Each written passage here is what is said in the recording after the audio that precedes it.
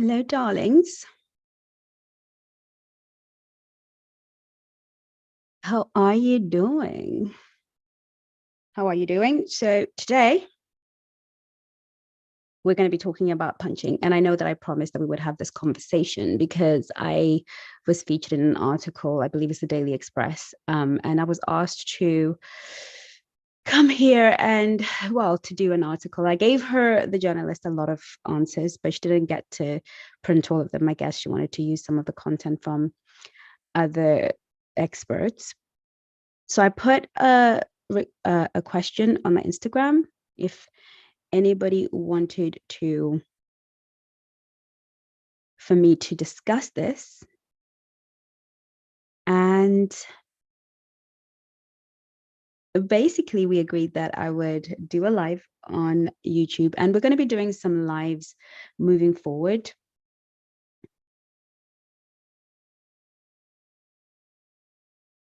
We're going to be doing some lives moving forward every Tuesday, and we just want to talk about stuff that's current, stuff that comes to me now that I'm doing a little bit more press.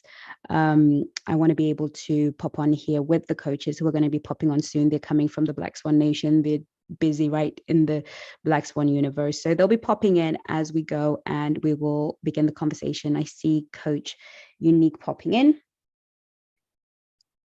How are you? So let's see how we are doing, as we're not going to necessarily wait for everybody to come on because obviously we want to keep to time. One of my big things is to keep to time.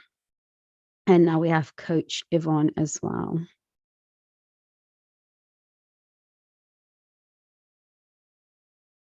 I'm glad that we're doing this live and I can do it on Zoom, so I can mute my mic when I have my little cough so I don't annoy everybody. Hello, Coach Yvonne, looking fabulous as usual. Welcome. And Coach Unique, how are you? How are you? Welcome. Right, I don't know why. Good, thank you. Microphone is mute. There she is. Say hello, everybody. Say hello. I was just making sure as well that I'm muting stuff around me because I can't hear you. Can somebody? Is that me? I think it's you. I can't seem to hear you. Can you hear me? Yes. Coach Yvonne, say something so we can see if I can hear you. Hello, Chengi. How are you doing today? I can't hear you either. Oh, wow. You. I can you hear me? I can hear Unique. I have no idea why I cannot hear Coach Yvonne. Are you muted? For that matter. I wonder if it's something to do with me.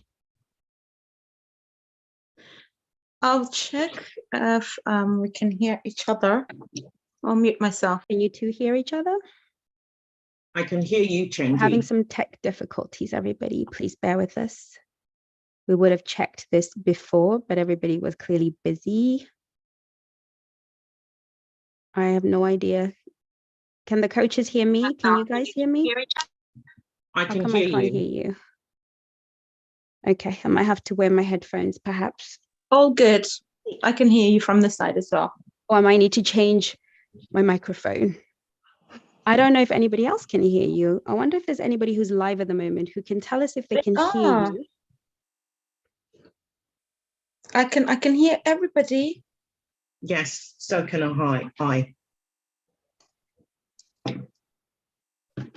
Let us know if you can hear us. It's a thumbs up in the chat. I'm watching the live chat as well. Just let us know if you can hear us.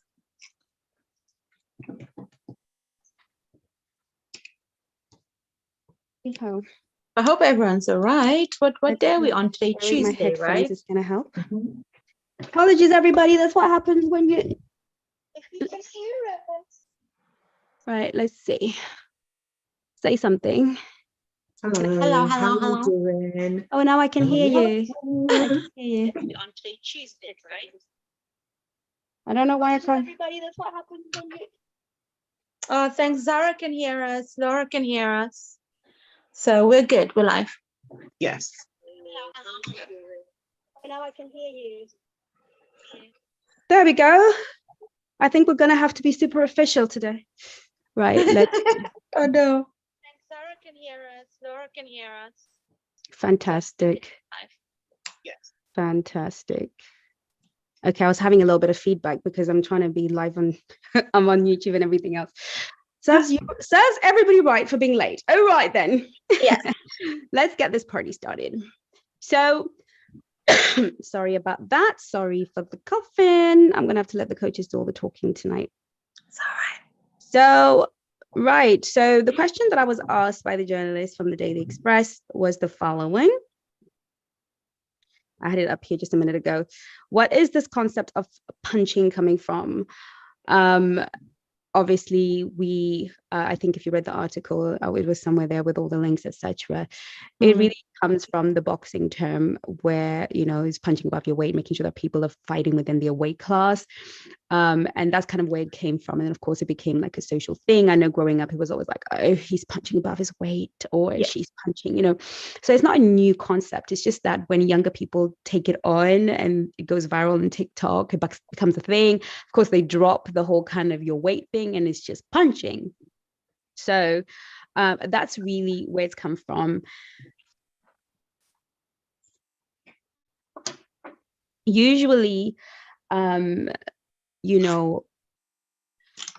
feel like what the TikTok generation does is what I'm going to call it, is really make trendy old things that have been known throughout history.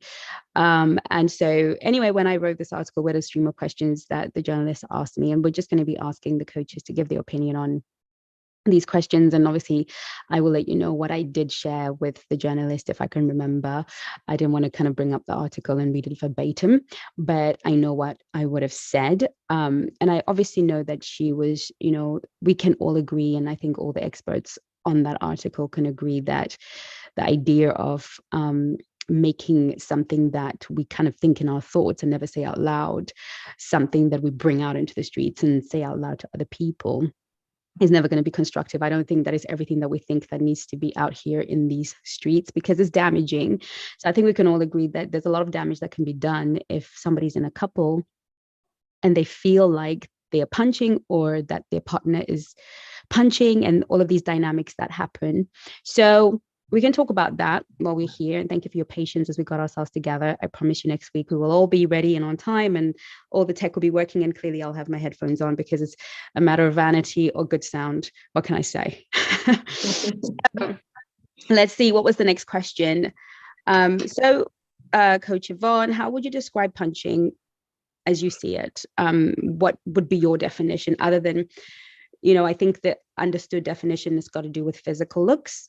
Is this person, dating somebody way better looking than they are, that they shouldn't be able to date? As far as the observer is concerned, do you think there could be another definition? What do you think, Coach Yvonne? Before I answer the question, can I ask you a question? Why does there need to be a definition of?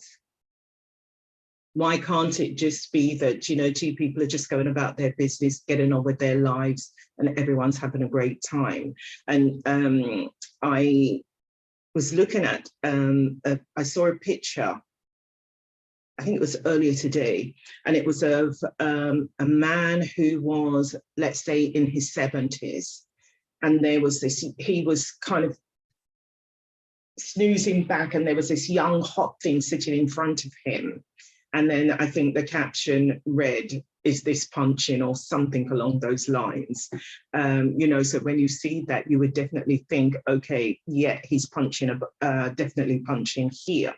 But I think when I have been thinking about it, it's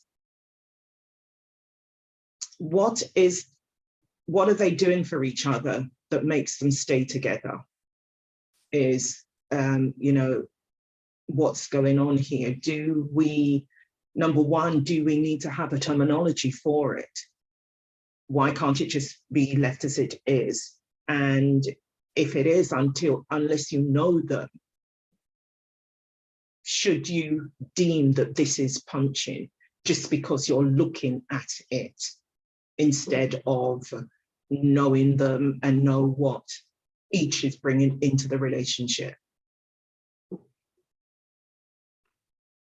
I think it's a fair question, and I understand where you're coming from. I think that, like I said, we are dealing with a completely different generation of people. I think social media has created a need for a lot of people to be thick-skinned. Because again, like I said, when I was growing up, you would just see a couple that was jarring to the eye for whatever reason. Maybe, like you said, the older woman, the little young woman, and the kind of geriatric, like almost half dead older man, on the way to his grave, and you'd sort of jar, but you would mind your business and go about your business. We were that sort of generation of sort of dignity and respect for others, and it wasn't something that we're going to bring out into these streets and talk about. But unfortunately, we're not going backwards. We have to, our job is to help people develop resilience. Understanding comes, creates that resilience. So I absolutely agree with you. I don't think we need to name everything, but unfortunately, people do. So it is something that is here. It is something that, younger generations, older generations too, we've been doing it forever. We just didn't talk about it, like I said, who are actually labeling a thing. And I think when you put a label on a thing, it becomes a thing. And once a thing becomes a thing, you can't unthing it, Yes. So now when people are posting their pictures on Instagram, they're kind of going to be thinking, am I looking like I'm punching? And when I was growing up, obviously, like in Africa, and we're dating African men, they love the idea of punching. They love that the girlfriend is gorgeous because it was a status thing. And I think it still is. But I feel like in a more kind of feminized male world, there is a bit of competition about who's the prettiest. And I think it started with a television show I watched that sort of came out a few years ago. And they were kind of doing who's the better looking of the couple. And I think that kind of evolved into this kind of culture that we have of, should we all look the same? So it is a fair question. We should just leave people to live their best lives and know, and be like, look, you've obviously found something beautiful in each other, so let's all just mind our own business and go where we're going. But the article that this conversation was based on was the fact that the wife was being trolled for, kind of, I think there was a trend going on about dating, being with better looking man or whatever. And she was like, let's normalize, and she got trolled by other women, and kind of making fun of her because she wasn't the attractive partner, in inverted commas. So if we're getting to trolling, then it's something that obviously needs to be addressed because the thing has become a thing. So thank you for your contribution on that note. What do you think, Coach Uni? Do you think what's your definition? Do you think there is one? There is, I think. And the thing is, I think we kind of had this conversation just before the call with Coach Yvonne about how this thing has been there for years. But then again, growing up in my society, it was normal. It was never called anything. It was the thing to do anyway. You meet a beautiful girl, even if you're short or whatever, even if you were not able to maintain her upkeep, you'd try your luck. You'd always to try and date up. I think we used to call it dating up, or marrying up, or that kind of thing. That's what we used to call it. But obviously, again, with new generation, it's become a trend because it's TikTok now. Everything is being thrown out there into the public. So in a sense, it's us, I guess, now as the older generation, we have to define things for the younger generation. And because people are now being shamed for it. For basically where this came from, this woman was being trolled because she has a hot husband. In society, that apparently that's not the norm. But if he had a hot woman, it would be a different thing. It would be slightly accepted. He would actually be praised for punching, whereas a woman is being trolled for punching. So my definition is really down to perspective. And as a woman, of course, I want to punch as well. I want to find a billionaire with a yacht and everything. I'll be punching. I'll happily punch any day, anytime. I will happily punch. But it's that thing of where if he then turns out to be really good looking, I don't want to be trolled for it either. I guess that is my definition of punching is dating up. Whereas for me, it's a normal thing to do. We all want to date that aspirational man. We all want that handsome man. We all want that. So I guess for me, it would be, it's just part of culture. It's not anything like Yvonne said, like, let's let people be happy and da da da. But the truth is that we're taking it a bit too far now, because this topic was really based on punching, based on someone who has dated a good-looking man. They're not taking into consideration if he's a provider, if he's a loving husband, and all that kind of information. So again, it's one of those things that we have to always take into context. And being relationship experts, those are the things that we have to look at. Those are the things that we have to define. So should a couple come to us who has a good-looking man, will her friends then troll her for having a good-looking man? And does she have to now be prepared for that kind of situation? Can I answer some of what Unique said? I was looking through and doing some research on this to see what the experts were saying regarding punching. And what was really, I suppose, an eye-opener for me was that 81% of women are more attractive in the, it's the women basically in the, that the men always seem to punch up. And for the men, the percentage of men who were punching, I'm trying to make sure I'm getting it right, a lot of them, one man in particular told his story.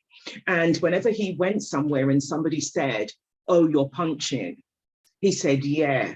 But inside, he said he died. Every time he heard that, he just died 1,000 deaths after it, because he was this person, he loved her, they were doing.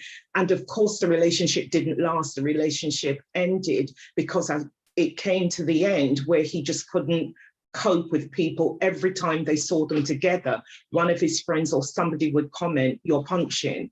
And in the end, the relationship, I think, lasted 3-4 years, and then they broke up. They broke up and he had to go into therapy. So there is the other side of it where, for women, it's mostly women, the attractive ones that men sort of like gravitate towards. And, if you've got a yacht and what have you, then that's great. But the flip side of that is the men who are the attractive ones and the women may not be so attractive. Statistics show that those women will do whatever it takes in order. If they're overweight, then they lose weight. If they've got to go under the knife, then they do it. They do whatever it takes in order so that they can either be equal or not so much distance where it's so noticed. And again, there's a lot of body,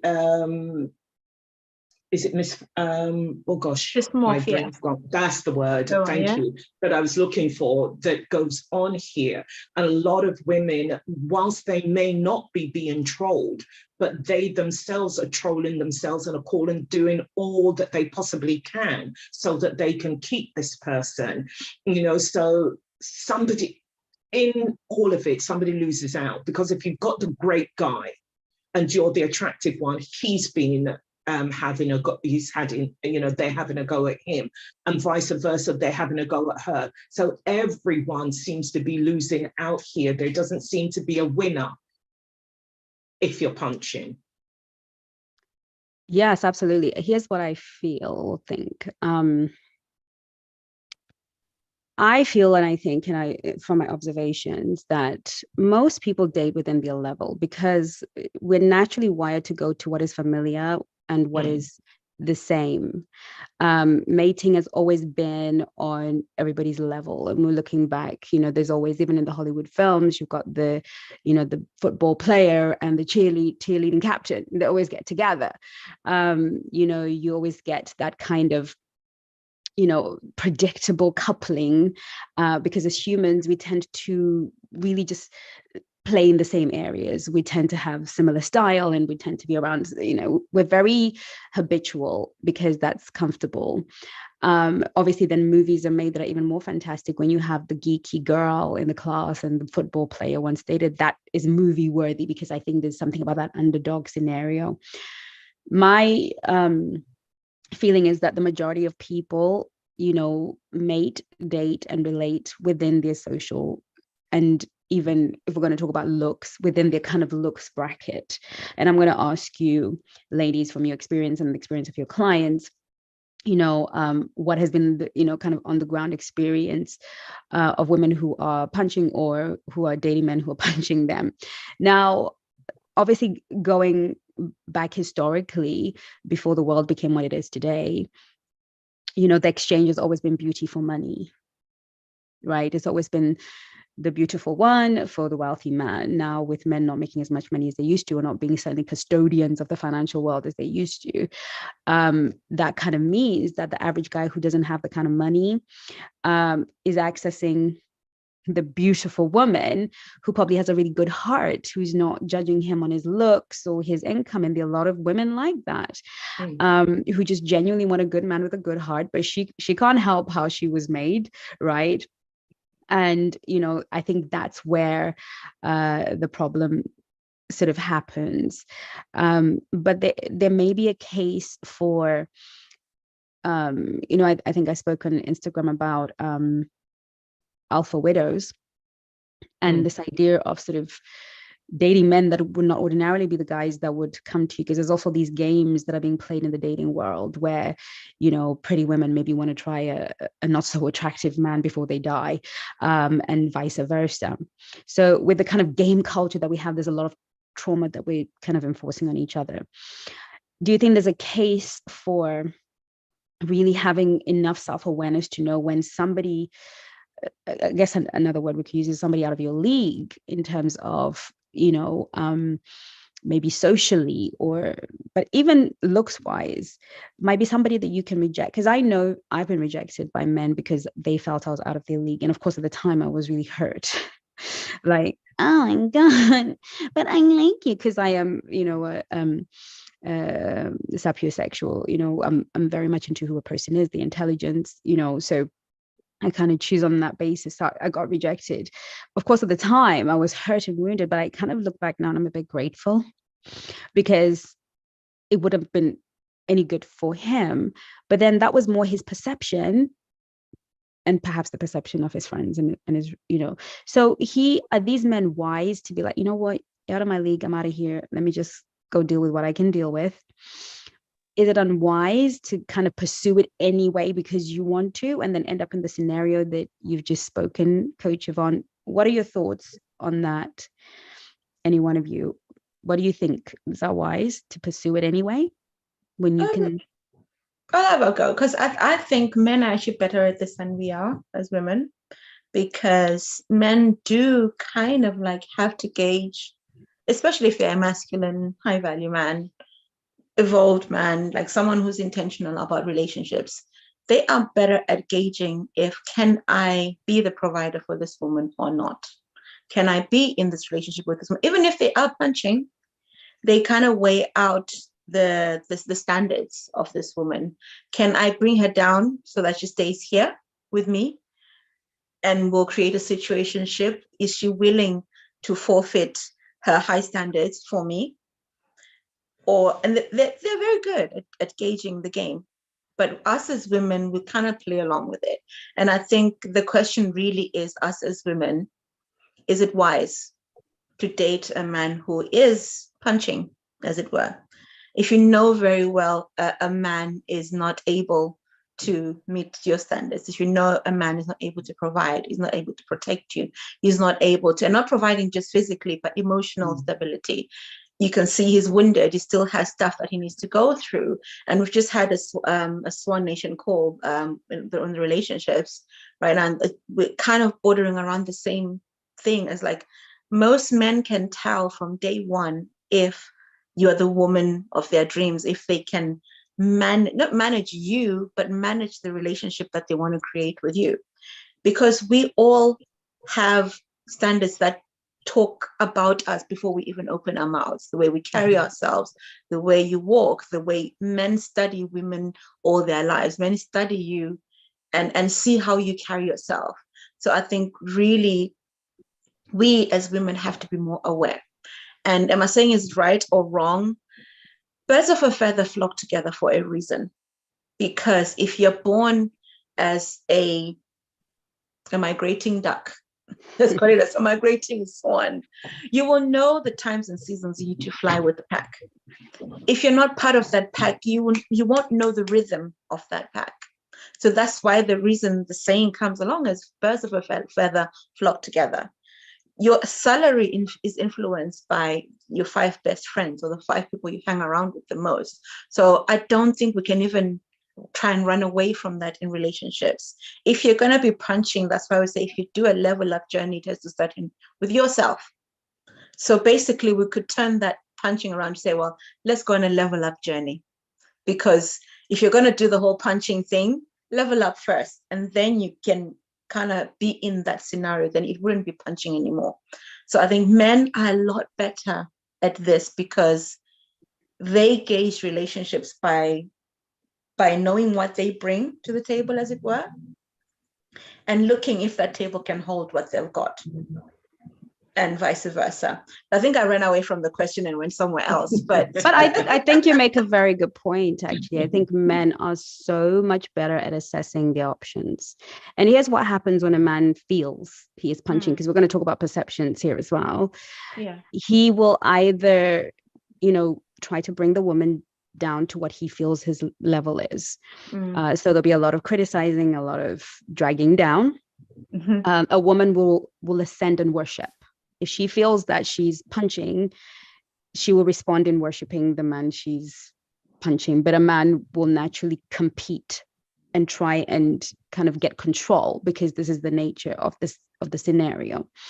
But definitely they will either bring you down, or they will have sex with you and bugger off and leave you because they think, well, look, I actually can't afford her. But I had a friend of mine a while ago say, Chengi, we were just having a giggle, and he said, Chengi, because his friend really liked me, and he was like, but don't even bother with him. And I was like, why? He's like, because look, you're the kind of woman a man will blow his whole bank account on and take you out and do all these things, empty his bank account, and the moment he has sex with you, he's going to run off.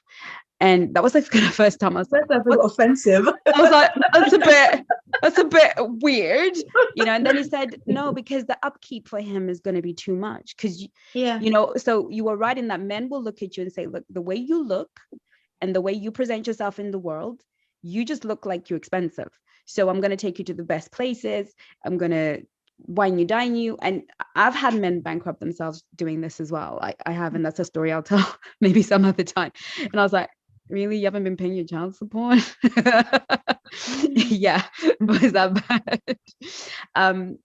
So then a lot of beautiful women who are well presented and elegant and classy and sophisticated get dumped a lot because they are trying to be modest. So there's definitely something to be said, because as women, we tell each other, and we're told in church, out of church, morally, don't be fussy, just take a good man who loves you and wants to do right by you. And so many of us are like, I just need me a good man. I just don't need any of that razzle dazzle. And then we choose a man who feels insecure, who feels like he has to bring you down, use you, abuse you, one or the other. And so it is down to us having the wisdom. And I think whilst we're taught to accept good things in this world, no one ever teaches us to reject good things, because they're not right things. What's good is not always right. Like I've always said in the past, I got offers to be on television. I keep getting them. A long time ago, the time wasn't right. It was good, but it wasn't right. And sometimes when an opportunity shows up, it's human nature to want to grab and go, when maybe we should be wiser enough to say, look, I can tell that this man's income is such. I can tell that he wouldn't naturally possibly have an opportunity to date a girl like me in a normal day. We've just met out of circumstance or because of the internet, but ordinarily our paths wouldn't meet. Maybe let's call it a day. And I think with online dating and all the access we have to each other and desperation, and sprinkle it in there, sometimes it's better to just have a man and have the attention. And with men, obviously the opposite is, then the woman is perpetually in worship of her man, and that's never going to work. right? I feel like the man must always feel not like he's punching, but he has a prize. Mm. What are your thoughts, Coach Yvonne? In listening to what you both said regarding it, it seems that punching, I'm a little bit older than both of you, so punching for me, it's relatively new. And I think you said earlier where it was, you're going out, it's the out of my league scenario. And so the thing that I'm hearing, and I'm hoping to be corrected if I'm wrong, is it seems as though it's all superficial. It's, if the woman is attractive and he's unattractive, if she's attractive and, vice versa. Is that what punching is wholly and solely about? It's that, the unattractive guy gets the fabulous woman, or the fabulous woman, the unattractive woman gets the fabulous guy. And if she does, as you said earlier, she's trolled. And what about him, if when the situations are reversed? You said, Unique, that the man can handle it better because you know what? He knows that he's punching above, but he's got the stature for it. The guy who's 5'7" and she's 5'7" and she wants somebody who's 6 foot, she's not going to give him a chance for the simple reason is I want somebody who's going to protect me and we're the same size. So there's an altercation. I can't be sure that you're going to be, there to protect me. So there's so many different things that punching comes in. But then when I read about it and listen to what is being said, it just seems as though it's based entirely on looks and money, and that's it. So I'm wondering, is that all it is? Where does compatibility come into it and all the other stuff? Where does that go? I think the reason again for when this came about was because the woman was being trolled on superficial looks, and how it's become popular on the TV show. It was based on superficial looks, but I think the actual term itself encompasses other different contexts. So again, on a man's perspective, when they tease a man for punching, is because one, you're dating out of your class, you're dating a woman that your means and you can't afford. You're facing really, like you're trying to get into a family that may not accept you. It's like it's got all of this social context and cultural things that he has to consider. Whereas obviously now, when people are being trolled, it's on the superficial level. But I think the reason why it's important that we talk about it is because there is more to it than just the superficial side. Because already, if someone is insecure about superficial things, there's definitely something more underlying. If you're going to be scared of, just because I'm pretty and I'm 5'7" and you're 5'4" and you can approach me, there's already an insecurity there that needs to be dealt with within that punching scenario, because there's also going to be the fact that how I carry myself, say, the family that I come from, you're going to have to show yourself to be that kind of man for me. So I think culturally, punching was really about social status. Like you're trying to move from middle class to upper class. And the Romeo and Juliet stories, that was punching, really. All of those stories that we hear about, even the Disney stories. But what Disney has done is taken that and made it to almost seem like that is what love is, that the prince will always marry some girl from the village, or the that kind of thing, or the princess will find a farmhand and marry him, and then he comes into the castle. So punching has so many different branches that it can come from. But I guess to bring it back home is the thing that we need to focus on more, really, is punching within the relationship space and the cultural space. Because what do we actually really look for in a relationship? It's more than just the looks. But unfortunately, that is what attracts you first, right? and unfortunately, a well-dressed woman who looks after nails, does her nails, does her hair, does her makeup, who's well put together, automatically puts her in a social bracket, right? Yes. Yes. Whether we like it or not, it puts her in that bracket. Yeah. I'm not saying that everyone has to wear makeup and da-da-da before they all come for me. and even having natural hair, that is expensive in itself, because you have to look after natural hair more than you look after wearing a wig or just having your hair cane rolled. So by definition of us being in the relationship space, we have to look at punching as in, okay, these ladies are really looking after themselves. As a Black Swan, I proudly have manicures, pedicures. I proudly have that. And I make sure I work to be able to provide that for myself. So should a man come into my life, he needs to know that this is not stopping. This is continuing. If anything, it should be elevated. So he has to look at himself and think, can I actually afford that? So I think what we're saying is a man who sees that, because some people can say that's vanity, right? But those are my standards. That's how I like to look after myself, because I understand self-care of my body is the same as caring for my soul, caring for my mind, and caring for my spirit.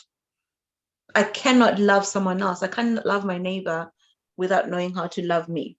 Love your neighbor as you love yourself, right? So it starts off with essentially self-love.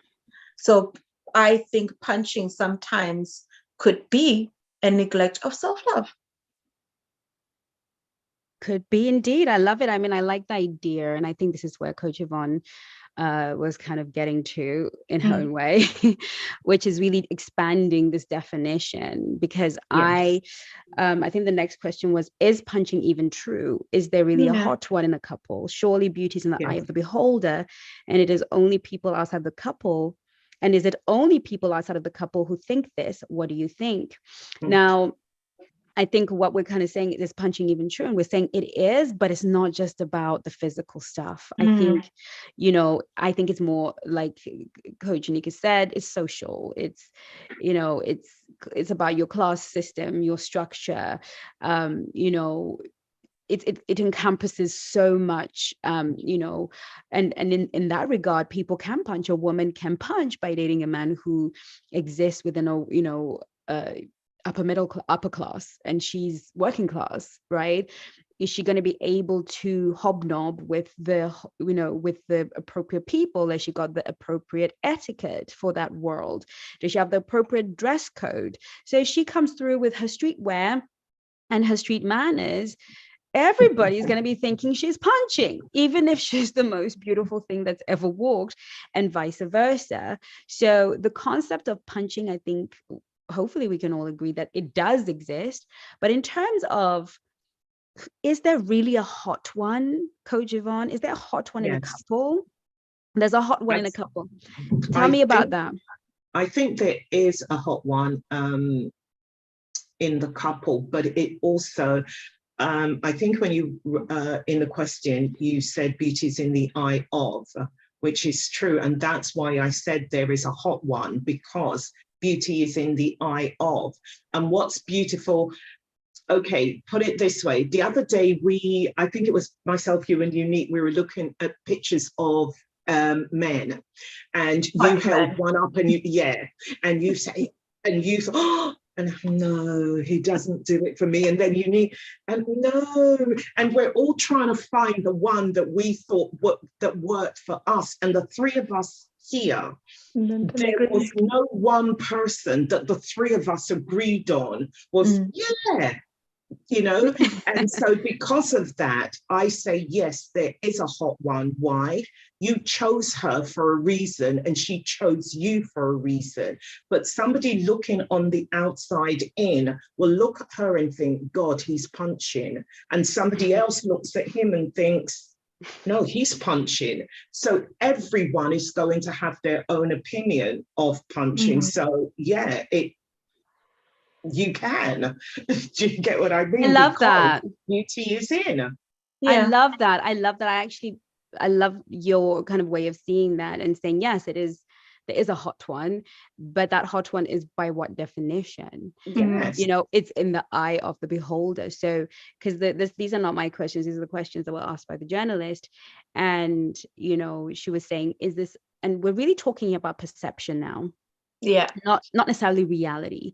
You know, a hot one in Southern Africa is Coach Unique and myself, and you, Coach Yvonne, because everybody be curvy and got the right bumps in the right places. That's like, whoo, you know, in South Africa or Southern Africa, if you're with a woman that's got a big bottom and the bottom is big, you know, he's like, but if you are in the upper class in the English world, you are the,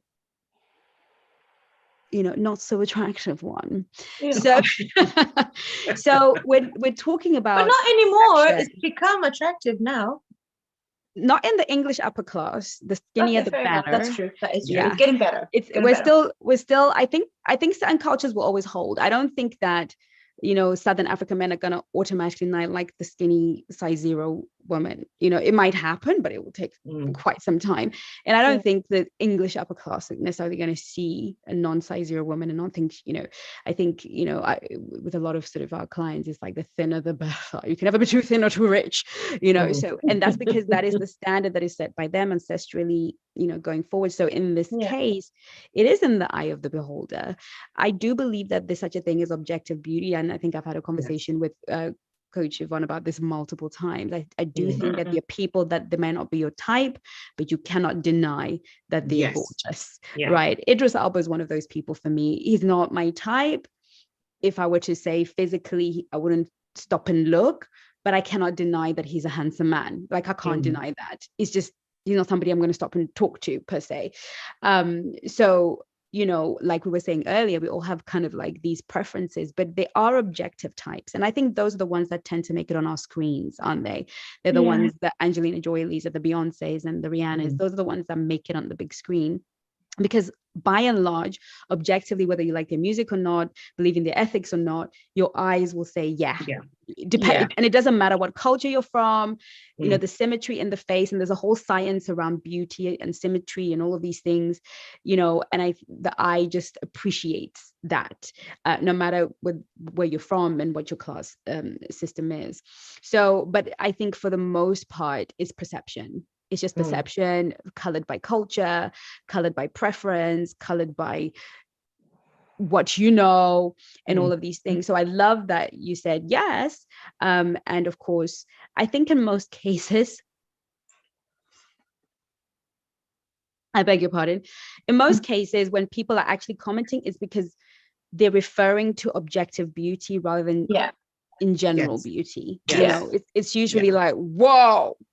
Zara's actually, there's a comment, Zara's been commenting anyway on the live chat, and she said, but there's also a conventional attractiveness which exists universally, and I think that's what you're talking about. It's like those are the ones that become the actors and the actresses because it's conventional beauty. It's not everyday beauty. Like, it's not Southern African, it's not English beauty. It's no matter who you are, all, you know, that you will find them attractive, right? But the thing is, with attractiveness, are those the people that then you would choose as a boyfriend or girlfriend? Because again, still, I may say, because universally Idris Elba is a handsome man, but for me, I wouldn't call that attractive. I would not, if he came to ask me out, I'd be like, okay, I'll have a drink with you, but it's not someone I would find longevity in our attractiveness.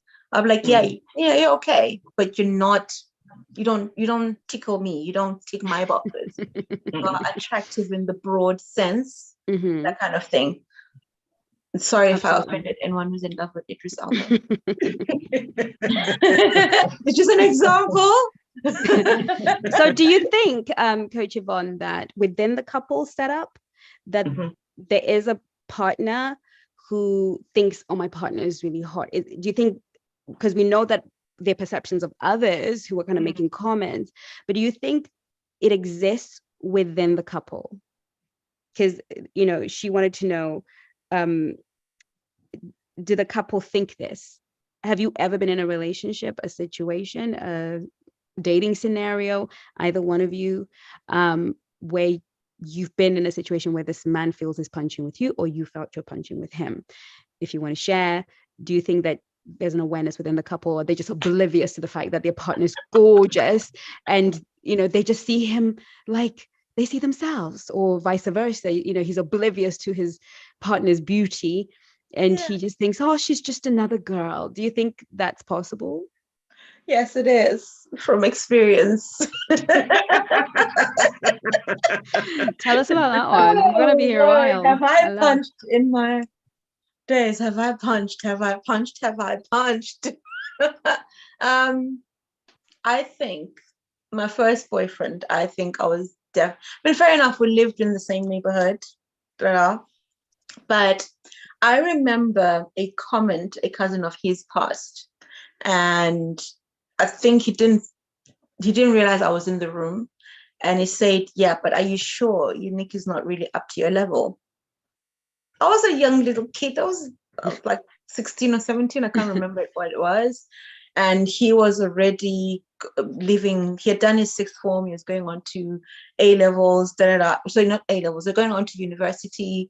So he's graduated. He's done really well, because again, back home, education also puts you in another bracket. The school that you went to put you in a different bracket. I went to a boarding school. He went to an A school, private, boarding school. So again, those things, even if we lived on the same street, our parents knew each other, we grew up in the same neighborhood, those things separated us. So his cousin had said that, but that thing again is like, you actually almost worship the guy. I worshipped him. Like, I literally, anything that he ever said, I'm like, yes. It was just, I was definitely punching then. But then again, I didn't know any better, because you are meant to aspire to marry the son of a doctor, etc., because he's going to become a doctor, right? So that is the Disney story, because I was definitely punching. But then, like you said, you start to, cause I thought he was hot. I thought he looked like Tevin Campbell. Like, anytime Tevin Campbell songs came on, I was like, that's my boyfriend. Because he looked like him. Yeah. And the next time I did punch, I remember a few years ago, and this guy, I think, what do we call him? Can't remember what we call him. Oh no, there's the muffin guy, and then there's the other guy, the private member guy. So definitely was punching then, because I just moved into London. This guy is like the London it guy. He has access to private memberships. He never goes into public transport. It was my first introduction into private member clubs here in London. It was my first introduction into, I knew of Addison Lee, but never been in one. But that was my first introduction into all of those things. And the danger with that, again, is you end up not really asking the right questions. Like, you don't vet them properly, for one. You are literally going along with anything he says. Like, fair enough, I was kind of new to the London scene, and he introduced me to the theatre. He introduced me to all the different art galleries that were around London. And he kind of spoke to a part of me that I wanted to experience anyway. But I don't think the relationship would have been sustained, because I was not in that culture. I was not in that. I didn't have friends who I could go with and say, oh yeah, I watched this and da.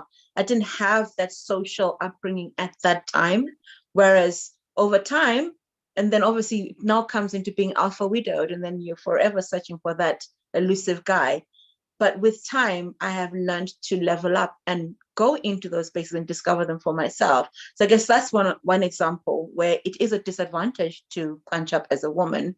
But I can't say I can give you a story where, or I know of a woman who punched up and it was an advantage to her. Right. Yeah. Yeah, I agree. Yeah, I agree. I agree. I definitely agree.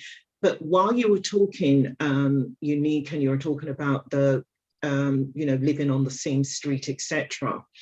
And it's amazing to think that, we're all living in the same road. The houses are, let me speak for where I live, the houses are all the same, but the income in each house is different. And so because, this person's gone to, let's say, Oxford, and you're going to the local, uni. But as I said, everyone is living in the same street, Right. and there is a punching that our parents have ingrained in us without us even understanding and knowing it's there, because, as you said, we live in the same street. He's going to be a doctor. Our families know each other. We all get on. So the lesser of the family is going to hope, if not the eldest, then one of the daughters, because they're absolutely gorgeous, must marry from that home or that. Do you get what I mean? The house behind us, the one in front, or what have you, because they are aware more than you as a young girl would be. So this is what you're going to do. You're going to punch up. But unbeknown to you, this is what they are looking for. But you just think, oh, I'm going out to have a good time. I genuinely don't know of a situation where it has leveled up, and especially for women. I think nowadays more so because we make our own money. If anything, I think the punching up where women have got good careers and they, they've improved themselves, they do the theatre, they do the art galleries, they do go to the openings, they do all of those things. It's the men who punch up then. And it can work for him only if he's got more feminine traits than masculine, because the masculine ultimately wants to provide, and it's not going to work for them as much. So I think when it comes to leveling up for women, we have been able to elevate ourselves because I think we have a natural instinct to do better. I'm not saying that men don't, but I think being a woman, I think it's just a natural instinct. I want better. So you're always seeking and trying to get there. And when you do get there, if you're with somebody and you've gone here, it takes a hell of a long time to bring him alongside you. And then you still do. And do you get what I mean? But Absolutely. I feel like what you're talking about there is obviously hypergamy. Women will always want to do better than their last hit. Yes. If you like, a woman is always going to want a better partner on multiple levels. What you speak about in terms of women making more money is not always necessarily parallel to them wanting to do things that are classy and cultured, because to be kind of classy and cultured and sophisticated has little to do with money. It's got to do with breeding. And something that Unique hasn't told all of you, but I'm going to share. Okay. is that Unique, and I'm sure she forgets, Unique in Zimbabwe growing up was, a model. And she was doing like Miss Universe beauty pageants, and she was, a highly sought out model. The Unique you see now is not always the, she's a better version, of course, an upgraded version. But the reason I bring that up is because when these men, because I kind of know their scenarios and the situations around these men, when they met you Coach Unique, you were the prize in terms of what men prioritize. So the man with the, the doctor's son chose you because you were the beautiful 16-year-old, right? You were the model-esque. I've seen your daughter, I've seen your sisters, I've seen they're gorgeous, okay? So you were that pretty girl, which is often what men value. Men don't really care if you don't have the class or the status to choose you per se. As long as you're willing to upgrade and learn and not embarrass them, they'll probably go with you, But the problem is that, and I also know that your mom, taught you etiquette and kind of gave you a finishing school experience. So you were actually really well prepared. But here is where I'm going with all of this. Is your perception, your self-image. And I feel like that plays a big role within the couple, because whilst you actually qualified, your perception of self Yeah. was that you didn't. So you had great etiquette, still do. You know, you kind of went to finishing school, you were model-esque gorgeous, still are. You were kind of competing in terms of beauty alone, right? You were competing on a world stage. So beauty was not something that we're questioning here, but you did not feel worthy. And I think that's what I would say in terms of within the couple. It's always who feels less worthy than the other, rather than does the couple know? Yeah, because I feel, you know, most people would say to me that know me, you know, that Chengi, you're always dating good looking men. You know, my ex-husband, gorgeous. You know, everyone who sees my ex-husband is like, are you sure you don't want him back? Right? Everyone. He's a good looking man. By most people's standards. I don't think there's, you know, you two know him. I don't think there's anyone that would kick him out of bed. I think by most people's standards, he's an attractive man. He might not be everybody's type, but he's definitely, you know, attractive. And the following kind of boyfriends that I've had, bar one, have pretty much been the kind of good looking men. And I have always felt like, yeah, we're on the same level of attractiveness and we get on. But I have been in scenarios where he's felt less than, you know, like he's felt unworthy. And I've been in scenarios where I felt unworthy. Yeah. I only know one, to be fair, when I was, because I've got quite a high self-esteem, and I tend to hopefully be more about, the way my brain works, I kind of think like a man. So I kind of rate myself a bit like how a man would. So I always feel like I've done the calculations, and I think we're okay. But there was one that I was, you know, Yvonne would know, besotted. And I went into this worship kind of mode. Yeah. And he was younger and fit and perfect in so many ways, the kind of guy that I like. And my sister actually said, I think you'll like him because he looks like our brother. I was like, that's a bit incestuous, you know, but what she meant was he looked familiar to me more than all the other guys that I'd ever sort of dated. And we always go for what's familiar. But I do remember being an absolute fool for that man. And Coach Yvonne will certify this in case you think Mama Swan was never a doormat. Yes, she was. And I remember kind of losing myself because I just felt so lucky. But upon reflection, I realized that I was just in a really bad place in my life. Yeah. I was broke.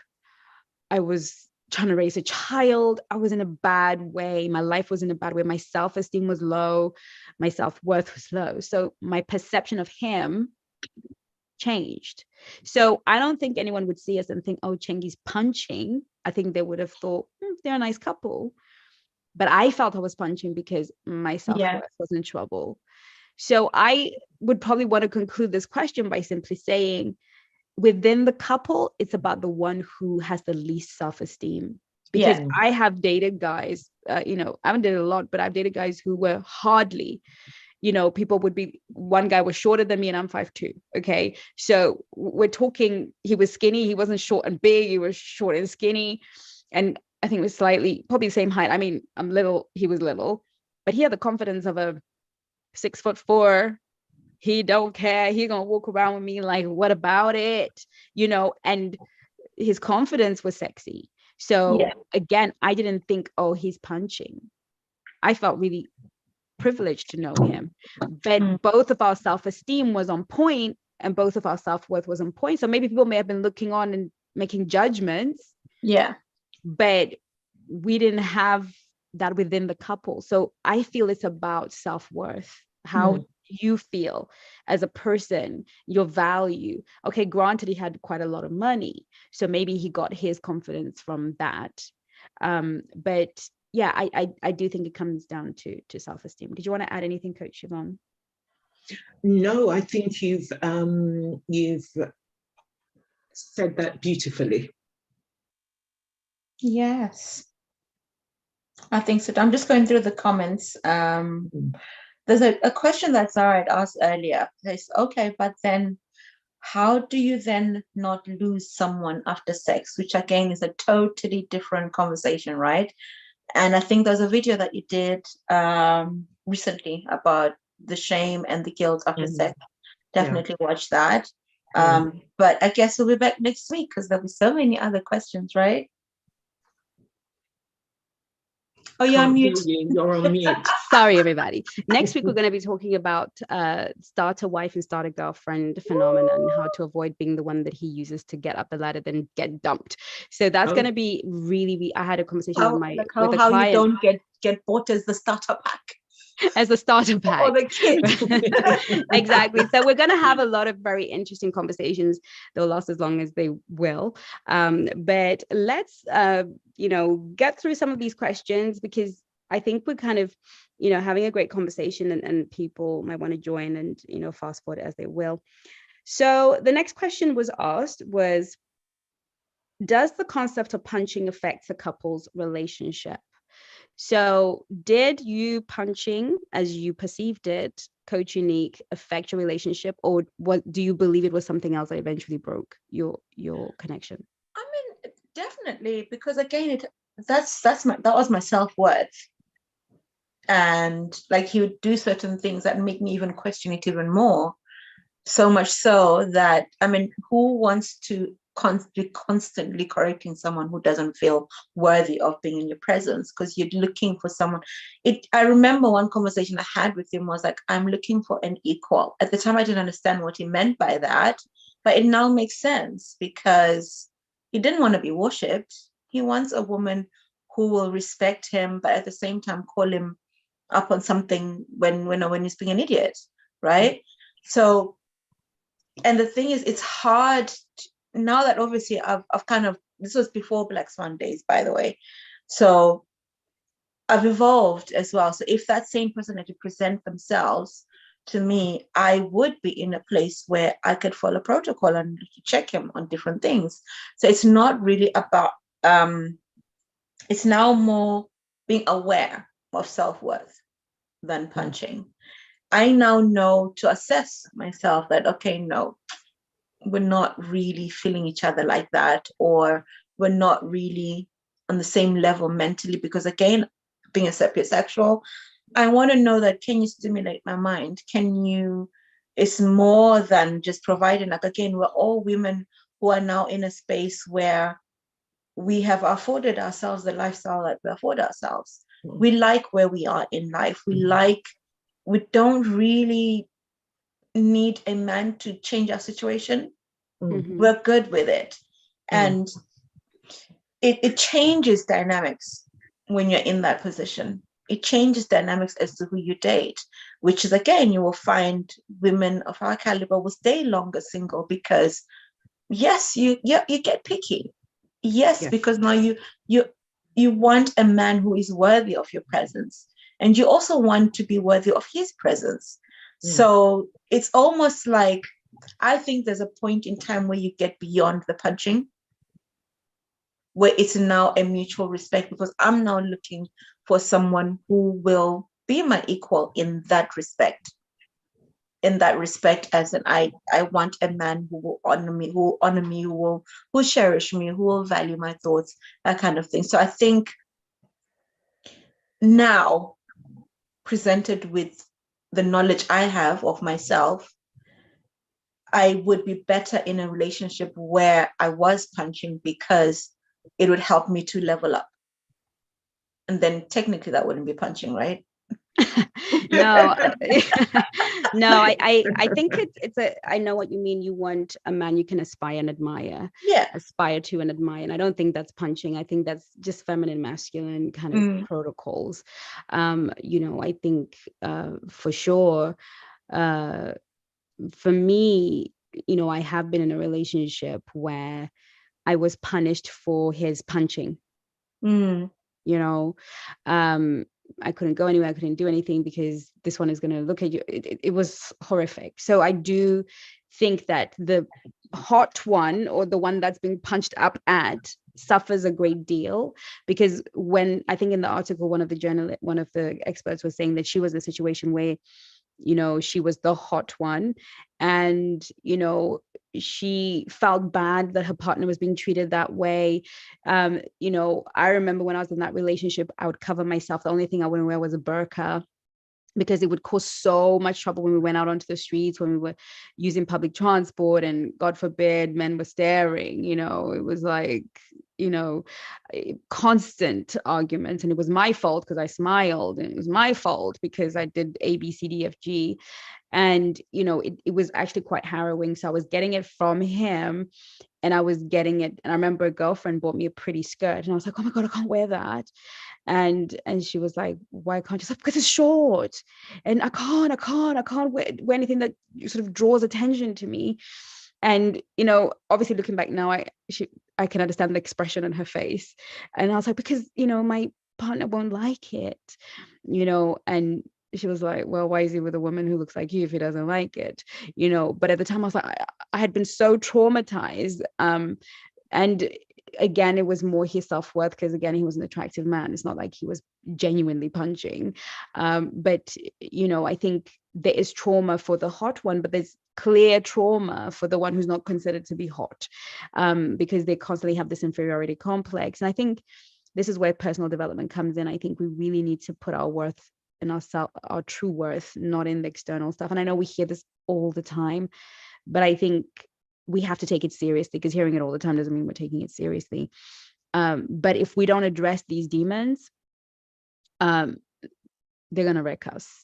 You know, for me, it literally almost wrecked my destiny, that relationship where I was in the worship mode. And, you know, I have also wrecked a lot of people. You know, that person, when we're no longer in a relationship, that person was wrecked because they lost this person that put on a pedestal, and because their self-worth was so attached to that relationship, that, you know, they were not able to recover, and, you know, still not able to recover in, you know, in a good, you know, kind of total and complete way. So I think these are the prices that we pay for not actually doing the internal work and placing our value on things that have greater depth. And nobody listens until they become a victim of the problem. Did you want to add anything, Coach Siobhan?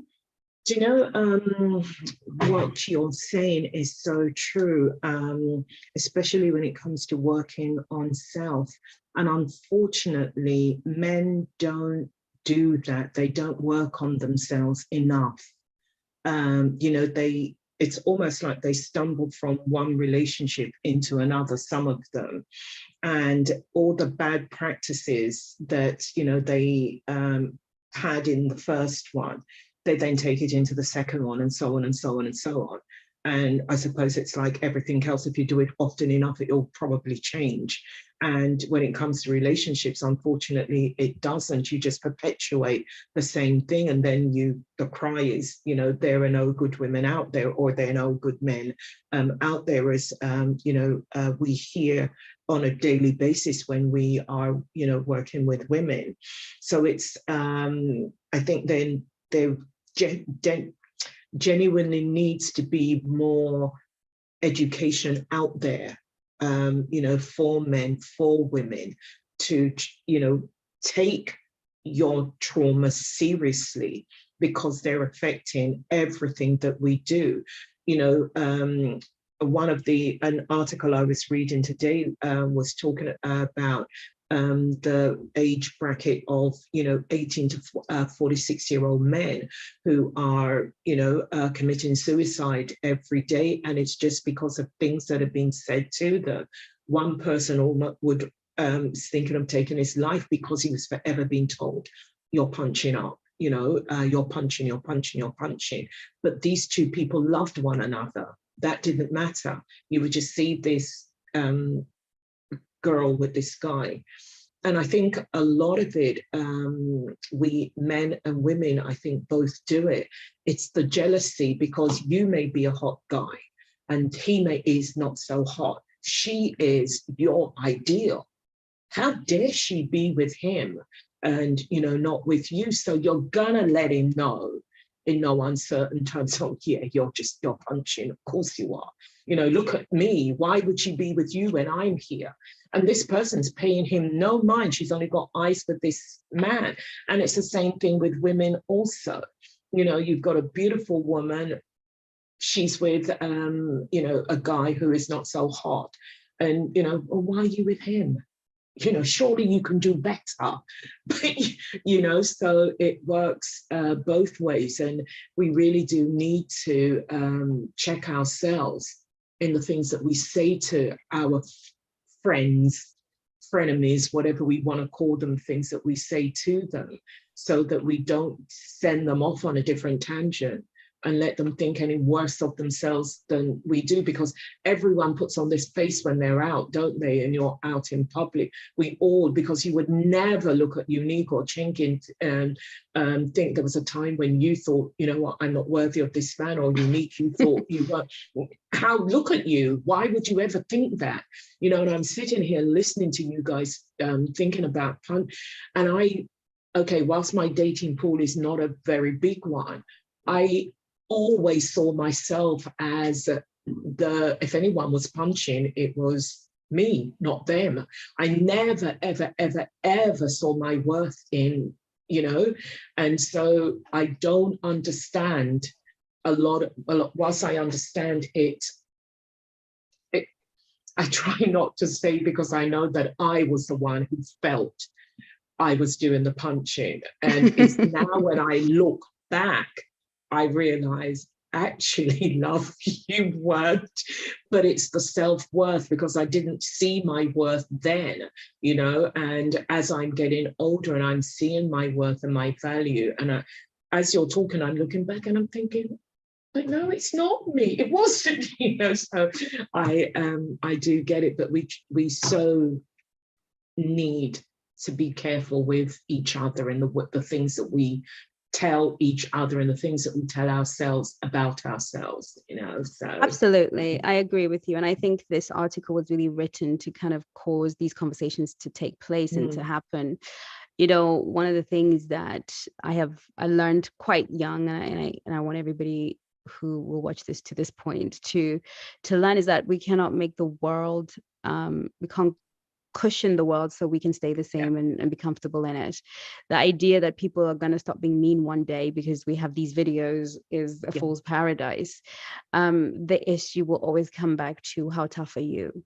Because if you're not building yourself up internally, and you think, oh, it's stigmatized, listen, whatever campaigns are going on in the world, trust me, I believe, and this is not thus saith the Lord, or this is the truth, the whole truth, and nothing but the truth, is my humble opinion, that somebody who is prejudiced against Black people, you can't unprejudice them. I know that's not a word, because you shouted real loud and marched down the road, right? What you can do at best is silence them. What you can do at best is shame them. What you can do at best is punish them, but you cannot change their opinion of Black people. And that goes for pretty much all, you know, no matter how much we campaign against fat shaming and, you know, body beautiful, if somebody believes that being fat is fat, and they don't like it and they don't find it attractive, you're not going to change their mind. So what are you going to do? Are we going to invest all this time trying to change people's minds? Or are we going to invest that time and energy focusing on ourselves and saying, hey, listen, this is what's up. Okay. I remember, you know, the kind of avalanche of the manosphere when we had the superstars of it that shall remain nameless. And, you know, I felt like, okay, why don't I just go jump off a bridge then? Because, well, I have a child and I'm over such an age, and my BMI, and my BMI is over the BMI, and you know, so I was like, okay, can somebody point me to the, you know, obviously I wasn't suicidal, but it was almost like, well, you have no reason to exist, and forget about finding love, or just take the leftovers, because that's what your behind deserves. And I kind of really got, you know, into my feelings about it for a minute, and then I remembered that if you think that way, wasting my time trying to make you think differently is actually a waste of my resource. What I need to do is galvanize myself. I now need to see what's going on over there and galvanize myself even more. Like now I'm really going to have a self-esteem. Like I can't have a pretend one. I can't have one that's based on whether I've got makeup on or not. Like I now need to level up my self-esteem, because that message going out there en masse in that way will literally demolish me. So I feel like when these things come up, whether it's punching or dodging or whatever else is going to be coming up, and we're going to be talking about it. I mean, the things that are coming up out here in this world, whatever they are, you know, we can't rely on campaigns and marches and stigmatizing and cancel culture and managing people, because it won't change how people think and feel. But you can manage yourself. Yeah. You can tell yourself, and this is where a lot of, you know, certain people in the manosphere will be like, women don't take accountability. And it really hurts my feelings to hear that, because men don't either. That's my official Black Swan statement on it. And I was saying this to a gentleman. I was saying, look, he was like, you know, you're really different. You're the kind of woman that takes accountability, you know, because, you know, women don't take accountability, right? I'm hearing this and I'm thinking, listen, mate, I am yet to see a man who will sit at the feet of a woman and accept his wrongs and his faults. I'm yet to see it. You know, men cannot be held accountable by women, and women cannot be held accountable by men. But trust me, they can be held accountable. I hold women accountable every single day, and I see them accept it, because there's some things that are corrected within your community. That's why the Bible says, Sarah, that the older women teach the younger women. It's not because the men don't know what women should be doing. It's because a woman will learn from a woman and a man will learn from a man. I don't know about you ladies. How many men have you held accountable and they've stood there and say, you know what, I'll take responsibility for that? How many do you know that you have said, you know what, this is what you're doing. You are falling short of the glory of manhood. You know, this is basic and this is you. Okay. How many conversations have you had where a man will stand before a woman and say, you know what, my bad, I agree, I failed, put me right?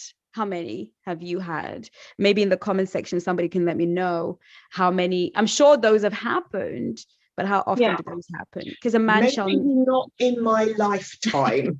Exactly. I know, right? Exactly. So when a woman says something like, no, I won't be held accountable by you, male. Oh, women don't take accountability for anything.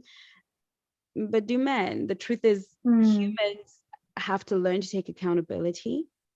And we all have to say, you know what? I'm not very good at taking accountability, but I will take it from my brothers. Men will correct. And I was saying on the Instagram one time that we're not going to see a cultural change in the dating and relationship world until men actually shift, because they're the natural custodians and leaders of the world. You know, until a man says, look, I have fallen short of the glory of my manhood, sitting there talking to a woman about how she's not taking accountability is over. Even if every woman on the earth were accountable, it would still not shift culture. What it would create is a lot of abuse, because let's face it, like Coach Yvonne has said, there are men that are doing a lot of work on themselves. I'm so proud of them. I see them everywhere. They're in their droves, and there's a lot of awakening. But the reality is, how many of those are you kind of meeting on the street on a day-to-day basis? The reality of it is Black Swan men and Black Swan women are a rare breed, shall forever be rare.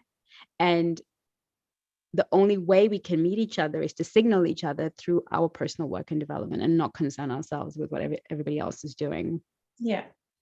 I'm sort of done with this conversation, but if you want to just summarize this conversation, feel free to give me your last thoughts, and then we're going to call it a day and say goodbye to everybody, and maybe look at some questions. I don't think we have any, but feel free to share what comes to mind before we say goodbye.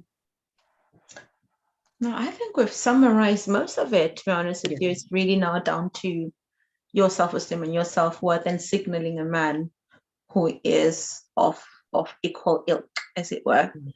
And that's what we need to concern ourselves about.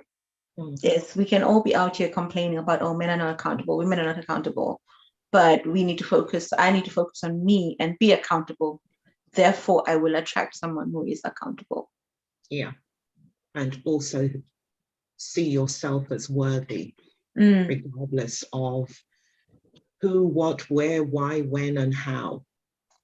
We are worthy of, because if he took the time, years and years and years ago, just before we finish very quickly, I went to a party, and it was back in the days where guys met girls in parties. And I was there, and I was talking to a friend, and I didn't see him, but he walked across the room and came over and asked me to dance. And because I was talking to my friend, I was just about to shake my head, and he leaned in and he said to me, don't shake your head. I've walked across the room and he's going to feel it some way. So I burst out laughing, and the two of us, we stood there, we chat, and he walked off. And I say all of that to say this. He told me not to shame him. I could have said clear off. We both laughed. We had a great conversation and he walked off.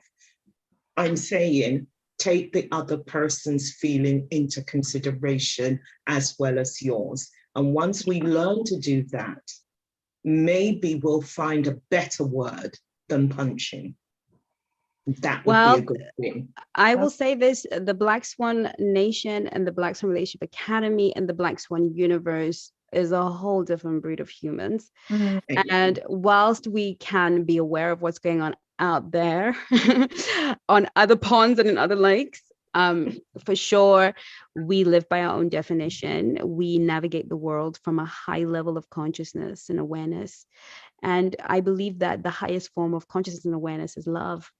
You know, not lust or any of these things. I believe that the more aware you become, the more conscious you become, the easier love and living in love and giving love and attracting love and being in a, you know, in a bubble of love becomes. So definitely proud to say that we will think about the other person because we're Black Swans, and we will love ourselves like our lives depends on it. Of course, we will see you next Tuesday to talk about starter wifedomship, starter girlfriendship, how to avoid falling into that bracket, because let's face it, the second wives always seem to get the win. Okay. They get the win, not all the time, but we've seen a lot of second wives win out here in these streets. And I think there was a movie I was watching, and we can talk about that a little bit as well next week. And, you know, it was the classic story of the wife who struggles with her husband and sacrifices everything, almost loses her mind, you know, helping him chase his dream, only to find herself, you know, on the scrap heap. And I think we've seen a lot of that going ahead. And that happens to girlfriends too. You're the long-term girlfriend who, you know, and you know, we see a lot of men saying things like, you know, I'm sticking with her because she was there through the thick and thin and the posted, and other women want to do that. But, you know, we also have to deal with how do we prevent ourselves? How can we still show up for a man and save ourselves, kind of being on the loser side of the equation? So that was going to be fun to talk about next week. Love to see you, and download the app, join Black Swan Nation, where we have conversations like this all the time. But we'll be having a lot of tutorials over the courses, loads of fun things going on in the Black Swan Nation. Links and everything will be in the description below. And I believe that's it from us. Thank you so much for joining us. We will see you again next week, Tuesday, and it's going to be our regular spot. Love you to bits and pieces. Take care of you.